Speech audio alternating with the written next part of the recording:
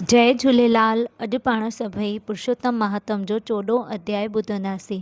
हर हमेश वांगुरु पाण हीअ कथा शुरू करण खां पहिरीं पाण श्री भॻवान गणेश गणपति जो महाराज जो ध्यानु धरंदासीं, पोइ पंहिंजे गुरुजन जो, पोइ श्री भॻवान लक्ष्मी नारायण जो ध्यानु धरंदासीं। हर हमेश वांगुरु हीअ कथा शुरू करण खां पहिरीं पाण उन खां प्रार्थना कंदासीं, भॻवान असांजी जेकी बि भुलूं आहिनि सो प्रभु तूं बख़्श ऐं असांखे असांजे जीवन में, मन में, अंदर में शांती अचे, सिद्ध बुद्धि अचे, अहिड़ी पाण उन्हनि सां प्रार्थना कंदासीं। बोलो श्री सतगुरुदेव भगवान की जय। वक्रतुंड महाकाय सूर्यकोटि समप्रभ निर्विघ्नं कुरु मे देव सर्वकार्येषु सर्वदा।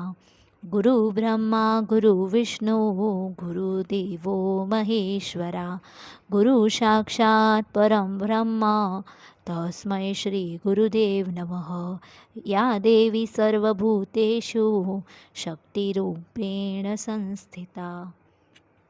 नमस्तस्यै नमस्तस्यै नमस्तस्यै नमो नमः। अध्याय 14। श्री नारायण भगवान थो चवे त हे नारद, राजा धड़ धनवा चिंता में ई वेठो हो त एतिरे में ऋषि वाल्मीकि बि उते अची निकितो। राजा ऋषि खे ॾिसी उथे नमस्कार कयो ऐं वेहण लाइ आसन ॾिनई। पोइ हथ जोड़े चवणु लॻसि त हे ऋषि, मां वॾभागी आहियां जो तव्हां संतनि जो घर वेठे मूंखे दर्शन थियो आहे। हे स्वामी, तव्हांजी दया सां मूंखे सभु सुख आहिनि, पर केतिरे ॾींहंनि खां हिकिड़ी चिंता अथमि, जा तव्हां खां सवाइ ॿियो केरु दूरि करे सघंदो? ईअं चई पोइ मथे वर्णन कयल तोते जी सारी वार्ता ॿुधाई ऐं हिकिड़े दफ़े शिकार कंदे थकिजी हिकु वण जे हेठां वेही रहियुसि त तोतो चवणु लॻो त हे राजा, घणो वक़्तु राज जा सुख भोॻिया अथई, हाणे कुझु वक़्तु पाण सुञाण ऐं जो बि यत्न कर, पर इन जो मतिलबु मां सम्झी न सघियसि। उन ॾींहं खां वठी न अन्न ऐं न जल वरितो अथमि ऐं कुझु बि मिठो नथो लॻे। अन चिंता में होसि त तव्हां अची मूंखे दर्शन ॾिनो आहे। हे स्वामी, तव्हां पूर्ण ज्ञानवान आहियो ऐं मुंहिंजो इहो भ्रम मिटायो। वाल्मीकि ऋषि चवणु लॻो त हे राजा, मां तोखे हाणे तुंहिंजे अॻे जनम जी वार्ता ॿुधायां थो, जो तूं सावधान थी ॿुध। हे राजा, पूरब जनम में तूं धरुड़ देश में हिकु ब्राह्मण हुए। तुंहिंजो नालो सुदीव ऐं तुंहिंजी स्त्रीअ जो नालो गौतमी हो, जा गौतम ऋषि जी कन्या हुई। तो धर्म, संतोष आदि देवी संपदा जा सभु गुण मौजूद हुआ। तुंहिंजी स्त्री गौतमी भी तमामु पतिव्रता, धर्म पार्वती समान हुई, पर तोखे इन जनम में पुत्र संतान कान हुए, जंहिं करे तो तमामु चिंता में गुज़रण लॻे। तुंहिंजी स्त्रीअ तोखे घणो ई सम्झायो त हे प्राणनाथ, तव्हां जीवन मुक्त आहियो, पोइ हरू भरू पुत्र जी इच्छा छो था रखो? प्रभु सभिनि ॻाल्हियुनि में समर्थ आहे। हू जेकी चाहे सो पलक भर में करे थो सघे। हू सखणनि खे भरे ऐं भरियलनि खे बि हिकु खन में सखणो करे थो सघे।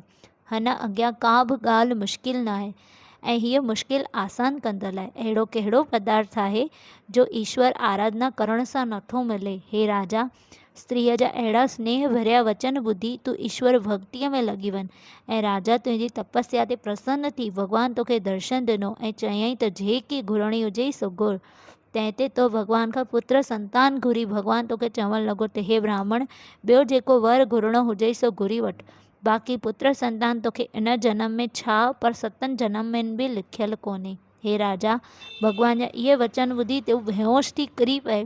तुंहिंजी स्त्रीअ इहो ॾिसी वाइड़ी थी वई ऐं तोखे उथारे धीरे सां चवणु लॻी त हे नाथ, एतिरी चिंता छो कई अथव?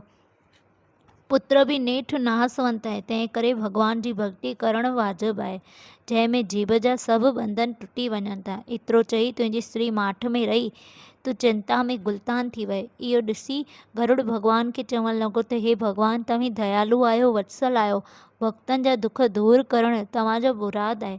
छो नथा ब्राह्मण भगत जो दुख दूरि करियो? हे प्रभु, तव्हांजा चइनि पदार्थ धर्म, अर्थ, काम ऐं मोक्ष जे ॾियण वारा आहियो, पोइ पुत्र संतान ॾियणु तव्हांजे अॻियां कहिड़ी वॾी ॻाल्हि आहे? हे भॻवान, तव्हां बि जॾहिं लोकनि जी मनोकामना पूरी न कयो त पोइ कोई लोकनि कंहिंजी वञी पूॼा कंदा? हे प्रभु, तव्हांजो नालो भगत वत्सल आहे, तव्हां भक्तनि खे प्यारा आहियो, पोइ बि तव्हां भक्तनि जे दुख खे दूरि न कयो त केरु तव्हांखे भगत वत्सल को चवंदा? इन करे तव्हांजे भक्तनि जी निंदा थींदी। तंहिं करे जीअं तीअं करे हिन ब्राह्मण खे पुटु ॾेई संदसि चिंता दूरि करियो। हे राजा, भॻवानु गरुड़ जी वेनती ॿुधी खेसण चवणु लॻो त हे गरुड़, तूं बि मुंहिंजो भॻत आहीं, पर मां तोखे हुकुम थो कयां त तूं हिनखे हिकु पुटु ॾे। बोलो श्री लक्ष्मी नारायण भॻवान की जय। हिन खां अॻियां जी कथा पाण अध्याय 15 में ॿुधंदासीं। हर हमेशह वांगुरु हीअ कथा हिते समाप्त थी आहे ऐं पाण श्री भॻवानु लक्ष्मी नारायण जो ध्यानु धरंदासीं। उनखां माफ़ी वठंदासीं। भॻवानु जेकी भुल असांखां थी हुजनि त तव्हां असांखे बि क्षमा करियो। बोलो श्री लक्ष्मी नारायण भॻवान की जय।